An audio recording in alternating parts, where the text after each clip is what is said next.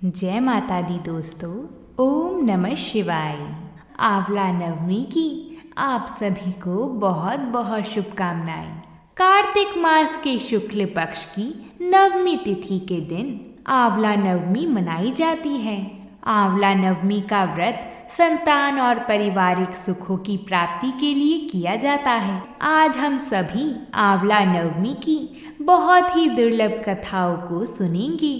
तो आइए कथाओं को प्रारंभ करती हैं। बोली माता लक्ष्मी की जय, भगवान विष्णु की जय।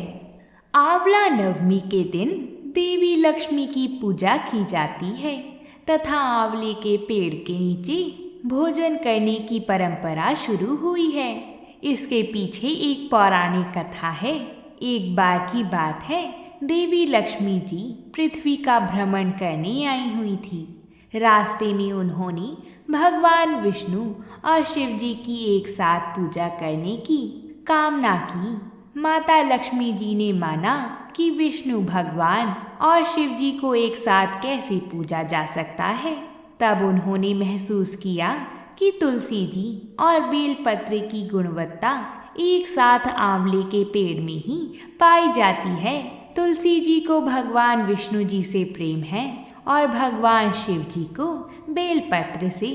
तब माता लक्ष्मी ने आंवले के पेड़ को विष्णु भगवान और शिव जी का प्रतीक मानकर आंवले के पेड़ की पूजा की। पूजा से प्रसन्न होकर भगवान विष्णु और शिव जी प्रकट हुए। लक्ष्मी माता ने आंवले के पेड़ के नीचे भोजन तैयार किया और उसे श्री हरि विष्णु जी और भगवान शंकर जी को परोसा। इसके बाद उन्होंने उसी भोजन को प्रसाद रूप में स्वयं ग्रहण किया। जिस दिन यह घटना हुई थी उस दिन कार्तिक शुक्ल की नवमी तिथि थी। अंततः यह परंपरा उस समय से चली आ रही है। आज के दिन अक्षय नवमी की अन्य कथाओं का भी श्रवण करना बहुत शुभ माना जाता है। ऐसा कहा जाता है कि जो कोई भी इन कथाओं का श्रवण करता है, माता लक्ष्मी जी उसके घर में हमेशा निवास करती हैं। आइए आंवला नवमी की अन्य कथाओं का प्रारंभ करते हैं। पहली कथा के अनुसार बहुत समय पहले काशी में एक व्यापारी और उसकी एक पत्नी रहा करती थी। व्यापारी की पत्नी काफ़ी परेशान रहती थी क्योंकि उसके कोई संतान भी नहीं थी। एक दिन उसे किसी ने बताया कि अगर वह संतान प्राप्ति करना चाहती है तो उसे किसी जीवित बच्चे की बलि भैरव बाबा को चढ़ानी होगी। व्यापारी की पत्नी ने यह बात अपने पति को बताई, परंतु व्यापारी ने अपनी पत्नी को इस तरह का कृत्य करने से मना कर दिया। लेकिन व्यापारी की पत्नी के मन से संतान प्राप्ति की लालसा कम नहीं हो पाई, जिसकी वजह से उसने अपने पति से छिपकर और हत्या की परवाह किए बिना ही एक बच्चे को चुराया और उसकी बलि दे दी। इसका दुष्परिणाम यह हुआ कि व्यापारी की पत्नी कई रोगों से ग्रस्त हो गई। पत्नी की यह हालत देखकर व्यापारी काफी दुखी हुआ, लेकिन जब उसने इसका कारण पूछा तो पत्नी ने पूरी घटना के बारे में बता दिया। यह सुनकर व्यापारी काफी क्रोधित हुआ, परंतु अपनी पत्नी की स्थिति देखकर वह काफी व्यथित था। व्यापारी ने अपनी पत्नी को निरोगी होने का उपाय बताया। उसने कहा कि यदि तुम पाप से मुक्ति पाना चाहती हो तो कार्तिक मास में गंगा स्नान करो और सच्चे मन से ईश्वर की प्रार्थना करो। व्यापारी की बात सुनकर पत्नी ने नियमबद्ध तरीके से पति की बात का पालन किया। व्यापारी की पत्नी से प्रसन्न होकर माँ गंगा ने एक बुढ़िया औरत के रूप में दर्शन दिए और कहा कि यदि कार्तिक मास की शुक्ल पक्ष की नवमी के दिन वह वृंदावन में आंवले के पेड़ के नीचे जाकर विधि पूर्वक पूजन करे तो वह पाप से मुक्ति पा सकती है। माँ गंगा की सलाह मानकर व्यापारी की पत्नी ने विधि विधान से आंवला नवमी का व्रत किया। इससे शीघ्र ही उसके सभी कष्ट दूर हो गए और उसे स्वस्थ संतान की प्राप्ति हुई।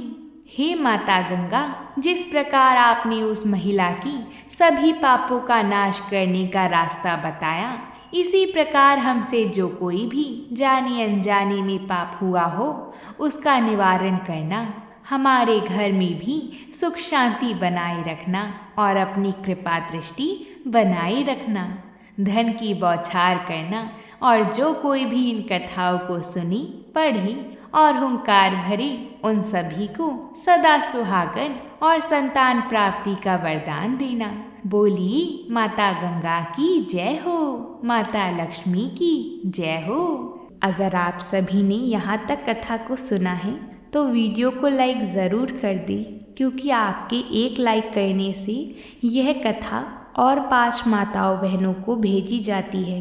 आंवला नवमी की दूसरी पौराणिक कथा के अनुसार प्राचीन समय में एक राज्य में एक राजा राज्य करता था। उसका प्रण था वह रोज 1.25 मन आंवले दान करके ही खाना खाता था।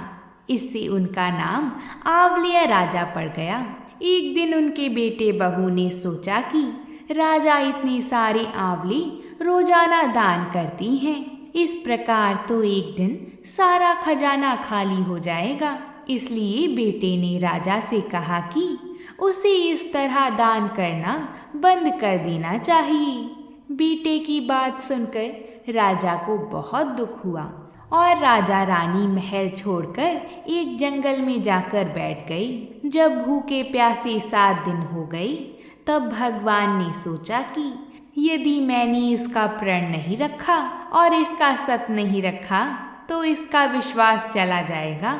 इसलिए भगवान ने स्वयं जंगल में ही महल और राज्य, बाग बगीचे सब बना दिए और ढेरों आंवले के पेड़ लगा दिए। सुबह राजा रानी उठे तो उन्होंने देखा जंगल में उनके राज्य से भी 2 गुना राज्य बसा हुआ है।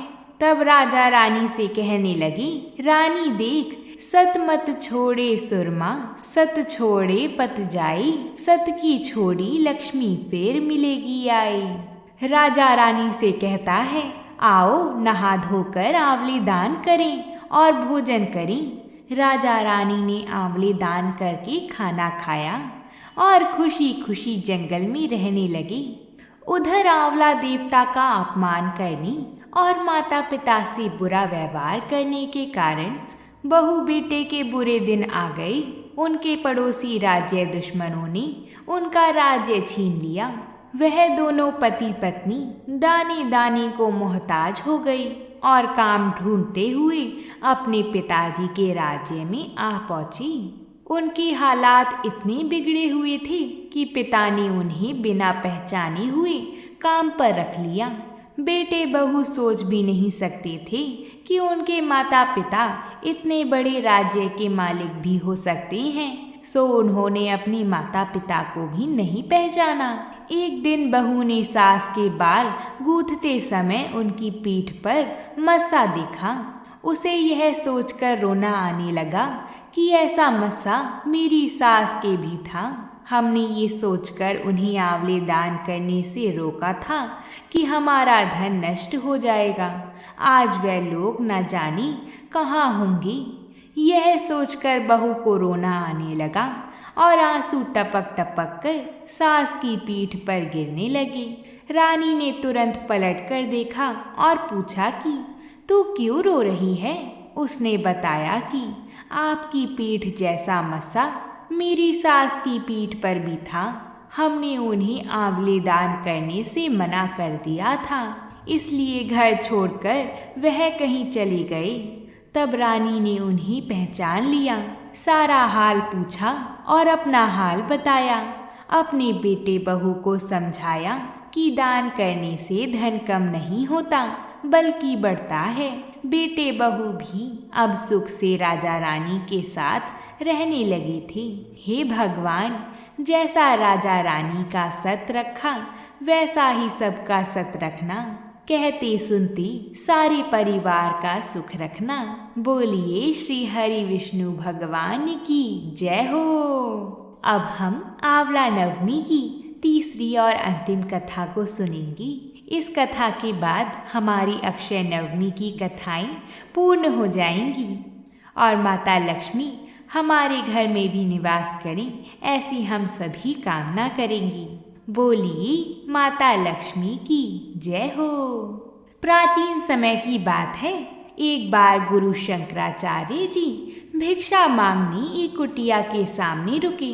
वहाँ एक बुढ़िया औरत रहती थी जो अत्यंत गरीबी और दयनीय स्थिति में थी।